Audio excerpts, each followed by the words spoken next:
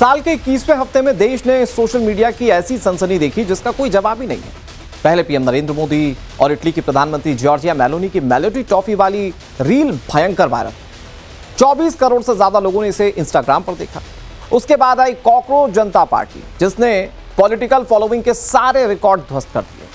लेकिन इस हफ्ते में अचानक ऐसा क्या हुआ जो हर जगह या तो मेलोडी सुनाई दी या कॉकरोच पार्टी का क्रेज बढ़ता हुआ। सर्च इंजन का डेटा बहुत चौंकाने वाला है, आपको इस रिपोर्ट में समझाते हैं। बीता एक हफ्ता भारत में इंटरनेट के नाम रहा और इससे दो नाम सामने निकल कर आए। पहला keyword cockroach Janata party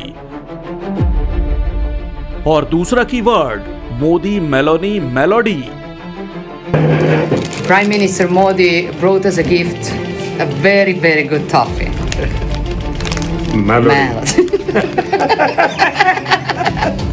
melody toffee to cockroach Janata party. Social media पर ऐसी सनसनी फैली जिसकी वजह से हर दूसरी रील, हर दूसरे पोस्ट में यही दो टॉपिक दिखाई दिए। कॉकरोच जनता पार्टी जो एक मजाक में शुरू हुई लेकिन पूरे देश में वायरल हो गई। दूसरी मेलोडी, वो छोटी सी टॉफी जो प्रधानमंत्री नरेंद्र मोदी ने इटली की पीएम को गिफ्ट कर दी और इंटरनेट पर धमाल मच गया। दोनों किस्से अलग अलग हैं, लेकिन एक बात कॉमन है कि दोनों ने कुछ ही दिनों में करोड़ों लोगों का ध्यान खींच लिया। एक तरफ है इंस्टाग्राम पर आग की तरह फैला मोदी मेलोनी का मेलोडी वीडियो, जिसे अब तक 242 मिलियन यानी 24 करोड़ से ज्यादा लोग देख चुके हैं। और ठीक दूसरी तरफ उसी डिजिटल स्पेस के समानांतर खड़ा हो गया है एक और नाम, कॉकरोच जनता पार्टी, जिसने एक हफ्ते के अंदर ही 22 मिलियन यानी 2 करोड़ से ज्यादा फॉलोअर बना लिए हैं। पहली नजर में ये दोनों आपको मीम्स लगते हैं, टाइम पास लगते हैं, लेकिन अगर आप पैनी नजर से देखिए तो इन डेप्थ लेयरिंग आपको समझ में आ रही है। ये भारत की दो अलग अलग राजनीतिक तस्वीरें हैं, दो अलग अलग स्टैंड हैं जो डिजिटल इंडिया के दो अलग अलग छोरों को दिखाते हैं। चाहे प्रधानमंत्री मोदी मेलोनी का मेलोडी वाला वीडियो हो या फिर कॉकरोच पार्टी का अचानक उठ खड़ा हो जाना, ये तस्वीरें इस बात को साबित करती हैं कि भारत की राजनीति, भारत की सियासत कहीं ना कहीं सड़कों से आगे हटकर 15 सेकंड के रील्स, मीम्स, सटायर से तय होने लगी है। कॉकरोच जनता पार्टी प्लेटफॉर्म बनाने वाले अभिजीत दीपके ने दावा किया कि सीजेपी का मेन अकाउंट, जिसमें 22 मिलियन फॉलोअर हैं, उसे हैक कर लिया गया है। उनका पर्सनल इंस्टाग्राम अकाउंट भी हैक कर लिया गया। सीजेपी का एक्स अकाउंट और बैकअप एक्स अकाउंट दोनों बंद कर दिया गया है और तो और उनकी वेबसाइट भी बंद कर दी गई। अभिजीत दीपके का आरोप है कि सरकार ने उनके खिलाफ ये सारे एक्शन लिए हैं, लेकिन अभी तक सरकार या आईटी मिनिस्ट्री की तरफ से इस मामले पर कोई सफाई सामने नहीं आई है। लेकिन मीम, मजाक और सटायर के नाम पर शुरू हुआ एक प्लेटफॉर्म धीरे धीरे एक राजनीतिक आकार लेता जा रहा है। बेंगलुरु पुलिस ने बताया कि 24 अप्रैल को बेंगलुरु के टाउन हॉल के पास कॉकरोच पार्टी के कुछ तथाकथित कार्यकर्ता ह्यूमन चेन बनाने के लिए इकट्ठा होने वाले हैं और इसकी कॉल सोशल मीडिया पर दी गई है। लेकिन पुलिस ने चेतावनी जारी की है कि ऐसे किसी प्रदर्शन की परमिशन नहीं ली गई है। अगर बिना परमिशन के इस इलाके में भीड़ इकट्ठा हुई तो उनके खिलाफ कार्रवाई भी हो सकती है। लेकिन अभिजीत दीपके ने इन सारे दावों को सिरे से नकार दिया है और कहा कि कॉकरोच पार्टी की तरफ से ऐसी कोई कॉल नहीं दी गई है। यानी जो पार्टी अभी तक सिर्फ ऑनलाइन मीम कल्चर का हिस्सा लग रही थी, वो अब धीरे धीरे जमीन पर दिखने लगी है। लोग, खासकर जेनजी, इसे बेहद पसंद कर रहे हैं। लाखों लोगों ने अपने इंस्टाग्राम और एक्स अकाउंट के हैंडल के बायो या प्रोफाइल में कॉकरोच की इमोजी और तस्वीर लगानी शुरू कर दी है। मथुरा से सिस्टम के खिलाफ कॉकरोच प्रोटेस्ट भी सामने आया। मथुरा जिले के वृंदावन निवासी सोशल एक्टिविस्ट दीपक शर्मा ने एक अनोखा कदम उठाया। यमुना नदी में गिरने वाले खुले नालों को रोके जाने और पानी के प्रदूषित होने की मांग को लेकर कॉकरोच का भेष धारण करके नगर निगम कार्यालय पहुंच गए। उन्होंने कार्यालय के बाहर पहुंचकर अनोखे अंदाज में नाचना शुरू कर दिया, जिसे देखकर आसपास के स्थानीय लोगों की भारी भीड़ जमा हो गई। अब चाहे कॉकरोच पार्टी के नाम पर हो या किसी भी नाम पर, अगर युवा सड़क पर उतरकर सफाई अभियान में जुटे हैं तो ये पॉजिटिव तस्वीर है जिसे पॉजिटिवली ही लेनी चाहिए। सोशल मीडिया के पावर की दूसरी तस्वीर पीएम मोदी और इटली की पीएम जॉर्जिया मेलोनी के वीडियो से भी समझी जा सकती है। पीएम मोदी ने अपने इंस्टाग्राम अकाउंट से जॉर्जिया मेलोनी के साथ एक बेहद शानदार रील शेयर की। इसे पीएम मोदी का मेलोनी को एक स्पेशल मेलोडी गिफ्ट कहा जा रहा है। वीडियो पोस्ट होते ही वायरल हो गया और आंकड़ों ने सोशल मीडिया के सारे रिकॉर्ड तोड़ दिए। इंस्टाग्राम पर अब तक इसे 242 मिलियन लोग देख चुके हैं। दोनों नेताओं के नाम को लेकर इंटरनेट की जनता ने हैशटैग बनाया जो काफी समय तक टॉप ट्रेंड करता रहा। ये वीडियो इतना वायरल हुआ कि पार्ले कंपनी जो मेलोडी टॉफी बनाती है, लोग उसके शेयर खरीदने की होड़ में गलत कंपनी के शेयर खरीद बैठे। असली पार्ले कंपनी जो मेलोडी बनाती है वो स्टॉक मार्केट में लिस्ट भी नहीं है। नाम के कंफ्यूजन में इन्वेस्टर्स ने पार्ले इंडस्ट्रीज के शेयर खरीद लिए। भारत की आबादी इतनी बड़ी है कि अगर कोई चीज वायरल हो जाए तो बम्पर तरह से ट्रेंड कर जाती है। दुनिया में इंटरनेट इस्तेमाल करने वालों की कुल संख्या के मामले में भारत दूसरे नंबर पर है।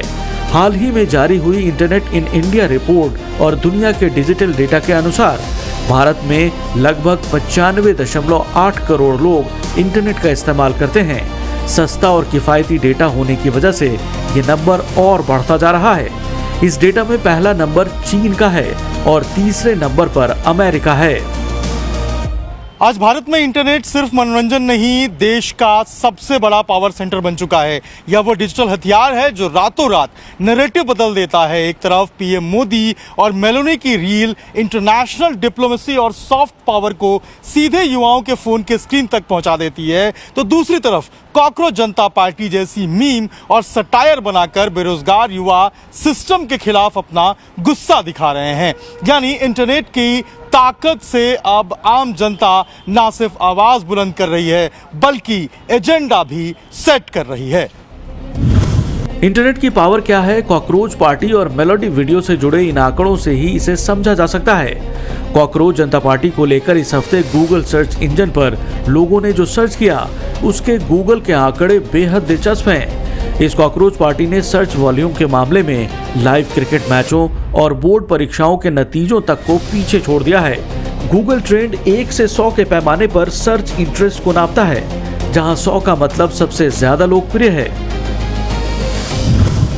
दिलचस्प बात यह है कि इस डिजिटल ट्रेंड को किसी एक क्षेत्र में नहीं बल्कि देश के अलग अलग कोनों से सर्च किया गया। गूगल सर्चिंग में टॉप रहा त्रिपुरा, फिर अंडमान और निकोबार द्वीप, इसके बाद दिल्ली और फिर उत्तर प्रदेश और महाराष्ट्र।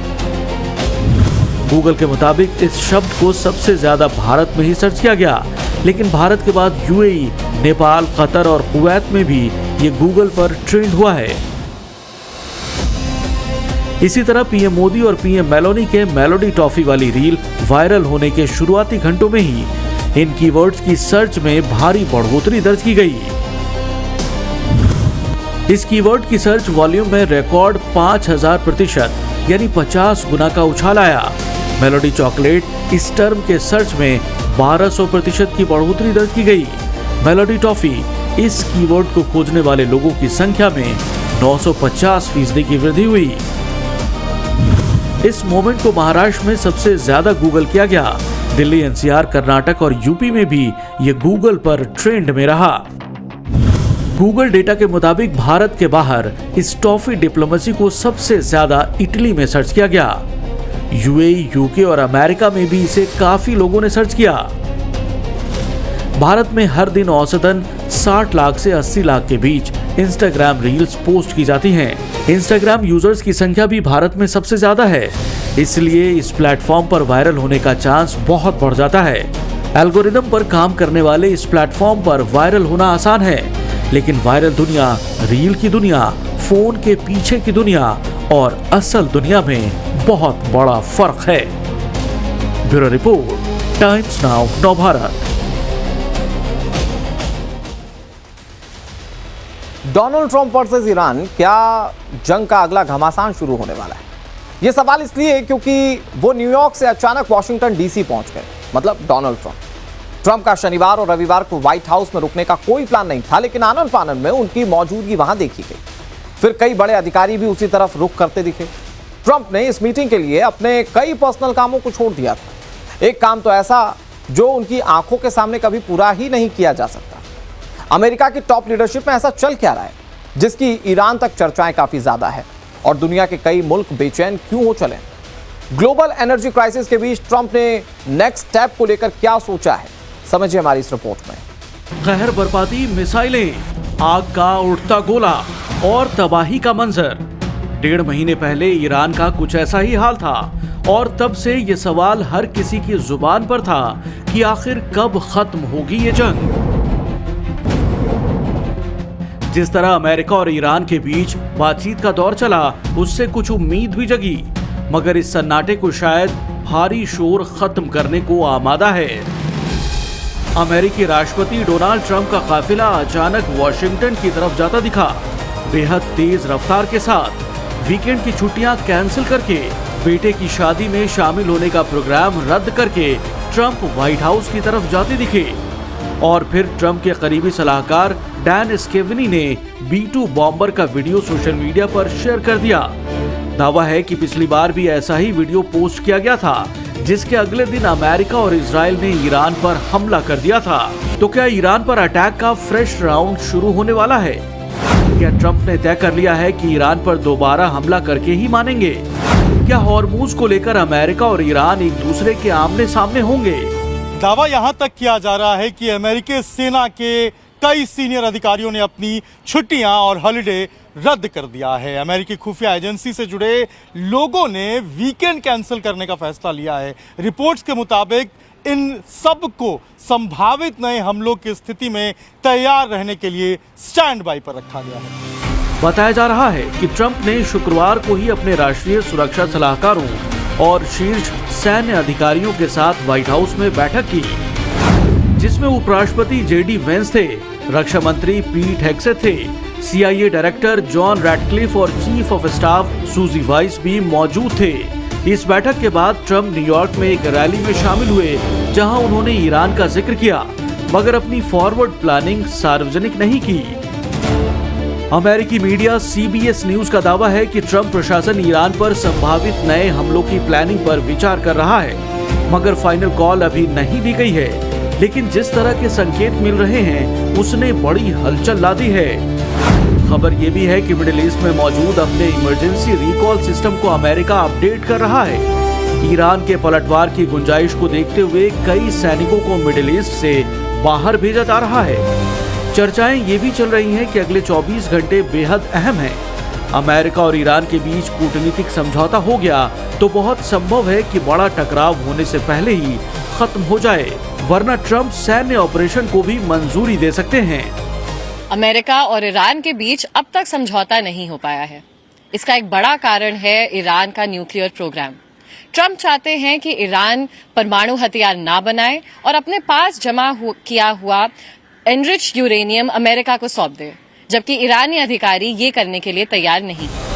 ट्रंप के तेवर और उनके अड़ियल रवैये को ईरान भी समझ चुका है, इसलिए अपना एयरस्पेस बंद कर दिया है। हर तरह की उड़ान पर ईरान में पाबंदी लगा दी गई है।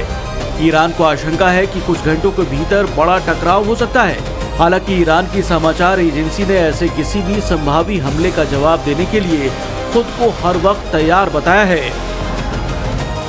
सवाल ये भी है कि ट्रंप ईरान पर हमला करेंगे या फिर खाड़ी देशों की बात सुनेंगे, जो युद्ध के बजाय कूटनीति पर जोर दे रहे हैं, क्योंकि सऊदी अरब, UAE और कतर ने अमेरिका से ईरान पर दोबारा अटैक न करने की अपील की है। इसी कड़ी में कतर की एक टीम तेहरान पहुंची, जहां विवाद को सुलझाने और जंग खत्म कराने का खाका सामने रखा गया।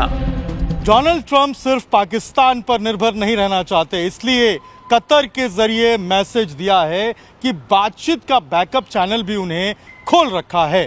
कयास लगाए जा रहे हैं कि कतर से रिपोर्ट आने के बाद डिसाइड किया जाएगा कि ट्रंप कड़ा रुख अपनाएंगे या सिर्फ धमकी देकर रह जाएंगे। पाकिस्तान का सेना प्रमुख आसिफ मुनीर भी ईरान में मौजूद है, जो अमेरिका का डाकिया बनकर गया है। ईरान के कुछ अधिकारियों का दावा है कि उन्होंने अपना नया प्रस्ताव मध्यस्थों को सौंप दिया है, जिसमें तनाव खत्म करने के लिए 3 बड़ी शर्तों का जिक्र किया गया है। पहली शर्त है अमेरिका ईरानी बंदरगाहों की नाकेबंदी पूरी तरह से खत्म करे। दूसरी शर्त, ईरान की सालों से जब्त अरबों डॉलर की संपत्तियां जारी की जाएं। और तीसरी शर्त के मुताबिक ईरान युद्ध में हुए नुकसान का मुआवजा चाहता है। ईरान का दावा है कि अगर अमेरिका उसकी शर्तों को पूरा करता है तो हॉर्मूज पर आवाजाही बेरोक टोक होगी, जिसके बाद स्थायी रूप से युद्ध खत्म करने के लिए परमाणु कार्यक्रम को लेकर बातचीत होगी। हालांकि ट्रंप का स्टैंड क्लियर है, वो ईरान की सुनने के बजाय अपनी नाक ऊंची रखना चाहते हैं। ट्रंप ने कुछ दिन पहले बेंजामिन नेतन्याहू से लंबी बातचीत की, जिसका टॉपिक ईरान था। नेतन्याहू ने ईरान पर हमला जारी रखने को लेकर अपने तर्क रखे, जबकि ट्रंप का सारा फोकस बातचीत पर टिका रहा। ट्रंप संघर्ष चाहते हैं या संवाद, ये बात चंद घंटों में ही तय हो जाएगी। न्यूयॉर्क टाइम्स की ये रिपोर्ट के मुताबिक अमेरिका और ईरान की बातचीत से इजरायल को साइड रखा गया है। कोई भी डिटेल्स इजरायल के साथ शेयर नहीं करी जा रही है। नेतन्याहू को भी यही डर है कि क्या अमेरिका ईरान के साथ उसी 2015 की न्यूक्लियर समझौते को दोहरा सकता है, जिसका विरोध आज तक इजरायल करता आ रहा है। अगर ऐसा हुआ तो जाहिर है ईरान पर आने वाली मुसीबतें टल सकती हैं। ट्रंप और नेतन्याहू की हॉट टॉक भी ईरान के लिए राहत भरी खबर लेकर आई थी, जिसके बाद उसने कई संभावनाओं को टटोलना शुरू कर दिया। ईरान के विदेश मंत्री अब्बास अरागची ने ओमान के विदेश मंत्री से फोन पर संपर्क किया। ईरान ने क्षेत्रीय हालात, तनाव कम करने और युद्ध खत्म करने की कोशिशों पर अपना पक्ष रखा। हालांकि किसी भी हमले का जवाब देने के लिए भी खुद को रेडी बताया। हालांकि सब कुछ ट्रंप पर डिपेंड है, जो अपने पर्सनल और फैमिली शेड्यूल छोड़कर वॉशिंगटन में एक्टिव रहे, यहाँ तक कि बेटे की शादी से भी किनारा कर लिया।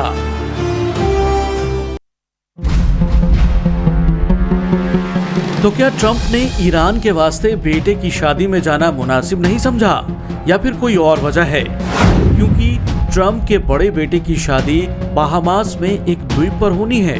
खबरों के मुताबिक अमेरिकी राष्ट्रपति को अपनी सुरक्षा की भी चिंता है। कुछ घंटे पहले ही ट्रंप की बेटी इवांका को मारने की साजिश का खुलासा हुआ है। इवांका ट्रंप की हत्या करने के लिए इराक के मोहम्मद बाकिर नाम के शख्स ने प्लान बनाया था, मगर उसे फेल कर दिया गया और तुर्की में गिरफ्तार कर लिया गया। 32 साल के इस आरोपी के पास से इवांका ट्रंप के घर का नक्शा बरामद किया गया है। न्यूयॉर्क टाइम्स ने इवांका के इस मैटर पर सनसनीखेज खुलासा किया, जिसमें दावा किया गया कि उसे ईरान की IRGC ने ट्रेनिंग दी थी। न्यूयॉर्क टाइम्स के मुताबिक IRGC के आतंकी मोहम्मद बाकिर साद दाऊद अल सादी ने इवांका को मारने की कसम खाई थी और उसके पास इवांका के फ्लोरिडा आवास का खाका भी था। न्यूयॉर्क पोस्ट ने अपने दावे में मोहम्मद बाकिर को ईरान के पूर्व सैन्य प्रमुख कासिम सुलेमानी का करीबी भी बताया है। ये भी गौर करने वाली बात है कि सुलेमानी को अमेरिका ने 2020 में ड्रोन हमले में मार गिराया था। इसी के बाद सवाल उठाए जा रहे हैं कि क्या ट्रंप को अपनी सुरक्षा का खतरा हो चला है। ट्रंप की फैमिली में देखा जाए तो पत्नी मेलेनिया ट्रंप हैं। बच्चों में Donald Trump junior, Ivanka Trump और एरिक ट्रंप उनकी पहली पत्नी से हैं। बेटी टिफनी ट्रंप दूसरी पत्नी से हैं और सबसे छोटा बेटा बैरन ट्रंप मेलानिया ट्रंप से हुए हैं। यानी ट्रंप के 5 बच्चे हैं, जिनके अलावा 11 पोते पोतियां हैं। इन सब की सुरक्षा बेहद खास होती है। अगर ट्रंप की बात की जाए तो मल्टी लेयर सिक्योरिटी में रहते हैं, जिनकी इनर लेयर में पर्सनल प्रोटेक्शन डिवीजन के जाबाज और स्पेशल एजेंट साई की तरह साथ चलते हैं। दूसरी परत में भारी हथियारों से लैस काउंटर असॉल्ट टीमें और काउंटर स्नाइपर होते हैं। तीसरी लेयर में स्थानीय पुलिस, खुफिया एजेंसियां और इलेक्ट्रॉनिक मॉनिटरिंग सिस्टम शामिल होते हैं। इसके अलावा 300 से ज्यादा सीक्रेट सर्विस कमांडो की मौजूदगी होती है, जो पलक झपकते ही एक्शन में आते हैं। पिछले महीने अमेरिका के हिल्टन होटल में गोलीबारी हुई तो इसी सीक्रेट सर्विस ने सबसे पहले ट्रंप को सुरक्षित जगह पहुंचाया और आरोपी को पकड़ लिया था। तब ट्रंप ने खुद बताया था कि हमलावर का ईरान से संबंध होना मुश्किल है। ट्रंप ने सोशल मीडिया प्लेटफॉर्म ट्रुथ पर इस तस्वीर को भी शेयर किया, जिसमें व्हाइट हाउस को गोल्डन डोम से ढका दिखाया गया है। इसके मायने यही निकाले जा रहे हैं कि ट्रंप आयरन डोम के बाद गोल्डन डोम के जरिए अपने सुरक्षा कवच का मैसेज दे रहे हैं। जुलाई 2024 में एक चुनावी रैली के दौरान ट्रंप बाल बाल बच गए, जब एक गोली उनके कान को छूते हुए निकल गई। सितंबर 2024 में एक संदिग्ध ने घात लगाकर हमला करने की कोशिश की, मगर सीक्रेट सर्विस ने उसे पहले ही पकड़ लिया। अब ट्रंप जिस तरह ईरान को लेकर अड़े हुए हैं, उससे उनकी सुरक्षा को भी खतरा बना है। ईरान भी कह रहा है कि वो ट्रंप के आगे झुकेगा नहीं, चाहे अमेरिका कितना भी जोर लगा ले। Bureau report, times now, Navbharat.